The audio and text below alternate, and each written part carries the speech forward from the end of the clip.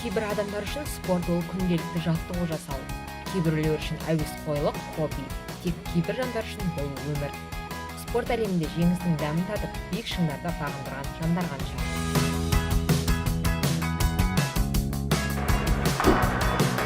Сәлем достар, біздің бүгінгі сұхбатымыз Өскемен қаласы әкімдігінің спорт түрлері бойынша балалар мен жасөспірімдер мектеп директоры Қоңыратов Ербол Азытбекұлымен жүргізетін боламыз.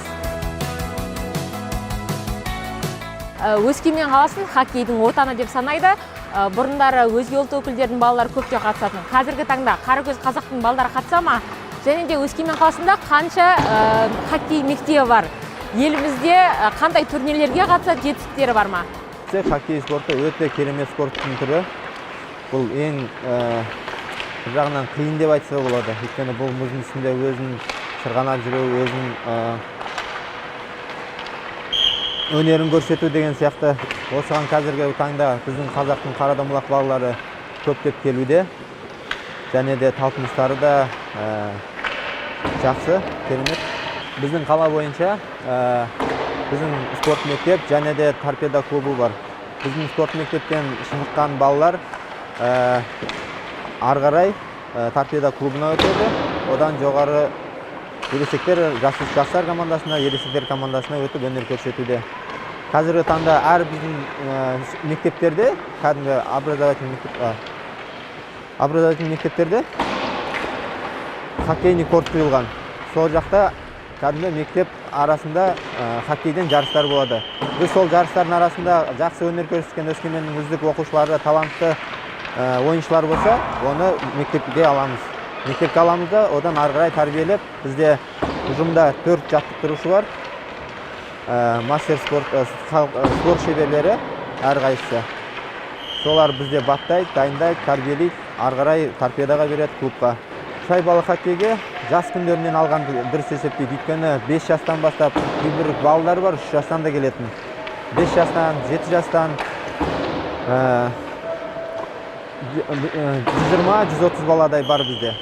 Енді хоккей спорт түрі өте қаражат талап ететін спорттар түрінің бірі. Өйткені әрбір киімі, әрбір клюшкасы ойнайтын.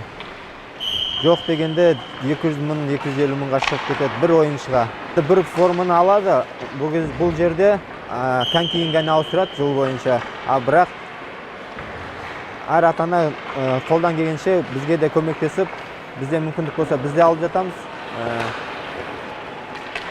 Мүмкіндік болмай жатқан жағдайларда ата-аналар көмектесіп өздері алып жатады. Жалпы жетістіктер бойынша айтатын болсақ, облыстық жарыстарда бірінші, екінші, үшінші жүлделі орындарға ие болуда. Мына Өскемен қаласы биыл облыс бойынша үлкен жарыс болады. Оның бас жүлдесі 1 миллион теңге білім басқармасы ұйымдастырады. Соның биыл жеңімпазы болды. Жасөспірім балалардың қызығушылығын арттыру мақсатында жыл сайын әкім жүлдесіне арналған кубок өтеді. Онда бағалы сыйлықтар болады, бағалы клюшкалар, кейбір сондай нәрселер сыйлық болып жатады. Қаржылай сыйлықтар болады, бағалы сыйлықтармен қосымша.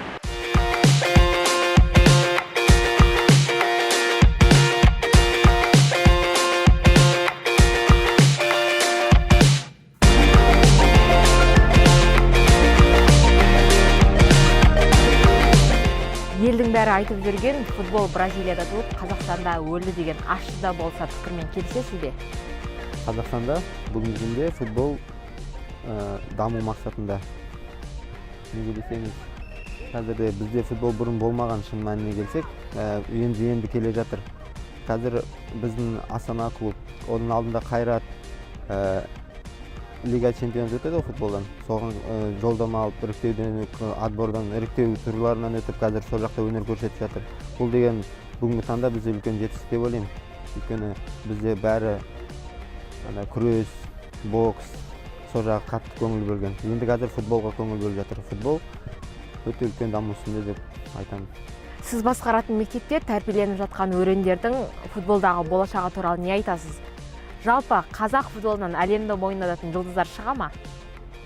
Өскемен қаласының ойын спорт түрлері бойынша балалар мен жасөспірімдер спорт мектебі 2015 жылдан бері қазір қалалық болды. Оның алдында облыстық футбол мектебі болған болатын. Бұл жерде қаншама үздік балалар дайындалып жатыр. Мына 7 жастан бастап 18-16 жасқа дейін жылына жоқ дегенде 150 бала, 200 бала. Бізде жалпы 320-дан астам балалар жаттығуда. Оның 100-ден астамы футбол академиясына беріледі. Олар арнайы біздің Восток стадионда дайындалып, бапталып, шеберлерін арттырып, республикалық жарыс деңгейлерге шығып жатыр. Териченко Сергей мен Ерлан Темирлан қазір Қазақстан Республикасының құрама командасында, осы шығыстың спортшылары, ойыншылары. Сонымен қатар футзал деген қазір өте қатты даму мақсатында біздің Қазақстан әлем чемпионатында футзалдан 3-ші орынға ие болған. Шығыстың футболдың ойыншылары Ордабасында, Қайратта, Астана командасында, тағы да сондай басқа командаларда ойнап жүр. Сіздердің мектептерде балалардың шұғылдануына қаншалықты жағдай жасалған және материалдық техникалық базасы бүгінгі уақыт талабына сай ма? Қалалық әкім Жақсылық Мұқашұлы Омар осыған биылдан бастап 2-3 рет келіп, тексеріс жасап, осы келесі жылға осы мені мектепте жөндеу жұмысын жасаймыз деген соны қарастырып жатыр. Осы желтоқсан айында сметалық документтері бәрі шығу керек, проекттер қалай болады, бұл қалай болу керек, заманға сай соны қарастырып, қолдау көрсетіп жатыр. Мектепте 9 бапкер жұмыс істейді. Оның 3-еуі қыздарды дайындайды. Бізде 50-ден 80-ге жуық қыздар дайындалады қала бойынша біздің мектепте. Сонымен қатар 270-ге жуық жасөспірім балалар. Олардың барлығы осы жерден футболды қалай ойнау керек, қалай тебу керек, осы жерден бәрін үйренеді, дайындалады. Осы бапкерлер соған үлкен жұмыс жасауда. Одан ары қарай өздерін дайындаған балаларын, үздіктерді ары қарай футбол академиясына береді. Біздің қыздар Қазақстан Республикасының чемпионатында жүлделі орындарға енген, 2-3 болған. Футзалдан да чемпион Қазақстан болды. Одан жүлдегерлер болды. Облыстық спартакиадаларда, облыстық республикалық спартакиадаларда жүлделі орындарға еніп отыр.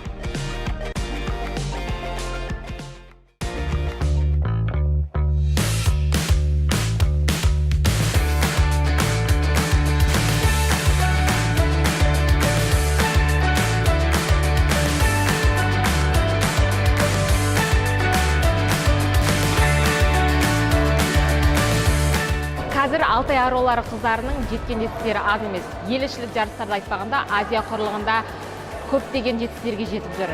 Қазіргі таңда осы қыздардың ізін басар жергілікті жастар бар ма? Оларға қаншалықты көңіл бөлінген? Әрине, жергілікті жастар бар. Бізде қазіргі таңда өзіміз мектеп бойынша 4 жаттықтырушы жұмыс істейді. Бәрі қыздар бойынша бізде 180-ге жуық қыздар бар. Әрине, бұлар өскеннен кейін Қазақстан құрама командасына ілігеді. Алтай клубының басарлары болашақ үлкен үміт күтуге болады біздің қыздардан.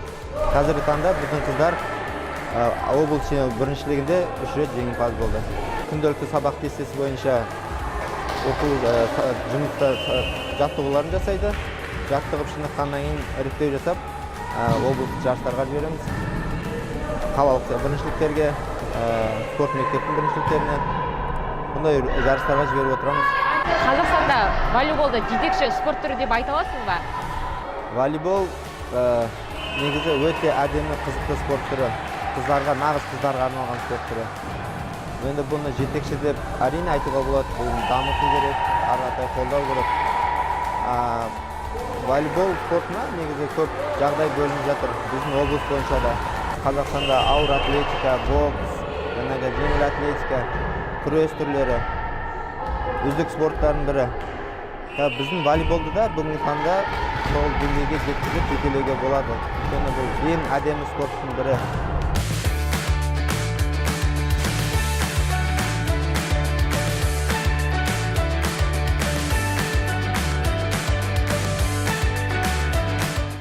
Ербол Қоңыратов, халықаралық грек-рим күресінен спорт шебері, Азия чемпионы. Иван Подобный гран-приін иемденген тұңғыш қазақ бауыры.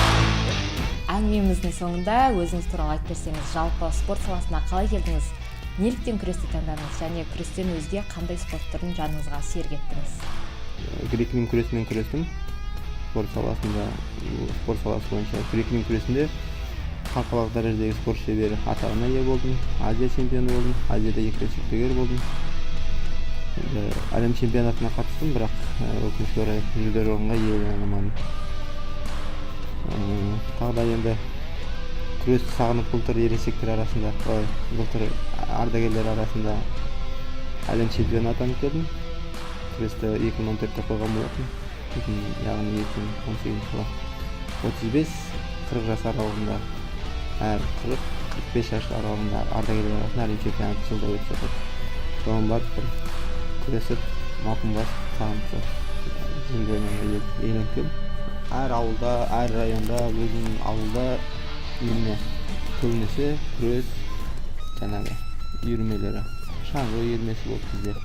Менің күреске қызығушылығым, біздің әжеміз айтып отырады, міне ағаларың күреске енді жазғы демалыста ауылда әр үйірменің мамандары келіп, балаларды топ-тобымен неге апарады. Дінге, биге, домбыраға, жаңағы фотографқа, спорт бойынша әр маман келіп, жазғы демалысты бос демалысын. Содан келеді, жаңа фотограф болып жазылам. Содан қызығып, анан аралап келемін де, содан фотограф болып жазыламын да, содан шығып келе жатып, күрес залына кірем. Содан бұрын қалай баратын мен ол кезде 5 жастамын, 5-ші класс бітіріп жатқан едім.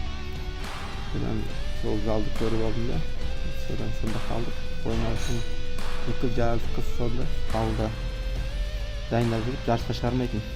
Содан алдыда бірінші жарысым аудандық жарыс болды. Аудандық жарыста бірінші орын алдым.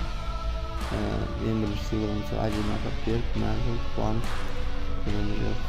Одан сайын жарысты барғым келіп, күнделікті тренировка. Бізде кім жарысқа тренировка келмейді, яғни жаттығуға. Соны неге апармайды жарысқа. Соны тренировкадан қалмауға тырысамыз. Сөйтіп жүріп 9-шы класста Алматыдағы Ханкама Айтбаев атындағы дарынды балалар арналған спорт мектебінің сынатына түстім. Одан ары Астанада Евразийскийда физкультура оқуын оқыдым да. Күресін жалғастырып жүрдім әрі қарай. Сол күрес саласында болдым, спорт мамандығын таңдап ары қарай. Күрестен басқа футбол ойнаймын, балалардың басын қосып жиналып футбол ойнаймыз, хоккей ойнаймыз. Кейде аптасында бір рет жүгіріп тұрамыз, сондай да болып жатады. Енді көбінесе футболды жақсы көремін. Қазір осы жақта Өскеменге Алматы күресті қойғаннан кейін Алматы облысында қызметте жұмыста болдым 4,5 жыл. Одан осы жаққа ауысып 1 жыл болды. Шығыс Қазақстанның әр спорт саласының спортты қойып кеткен азаматтары, жеңімпаздары, және Азия чемпиондары бар. Куайт Астан, Мирас деген боксердің Байырхан. Сол сияқты азаматтардың басын қойып, команда құрып алып, өздерінің алдында көрген. Сол Алтай чемпионы солардың балалары жиналып, әрқашан футбол ойнап, аптасына бір рет кетеді. Енді үлкен спортпен айналысқаннан кейін спортшыларға да күресті тез қойып кетуге болмайды. Бұл денсаулыққа зиян болады. Жай адамнан қарағанда біздің жүрек қағысымыз, қан тамырларымыз кемде, оны жұмыс істеп тұрып. Бос уақытта мен осы күрес залына келгенде балаларға білген тәжірибемді көрсетіп, үйретіп, соны нетіп жүргем. Арашан осы бапкерлері бар. Өскеменде қазір күрес үйірмелері бұрын қатты осы жақта жоқ болатын. Семей, Аягөз, Үржар. Осында қазір ашылды. Тәжірибемізбен бөлісіп, сағынып келіп алыс кетіп тұрамыз. Енді қолдан келгенше көтеруге атсалысуға барлық жағдай жасауға тырысамыз. Болашақ чемпиондарды тәрбиелеу өз қолымызда. Балаларды спортпен шұғылдануға бейімдейді.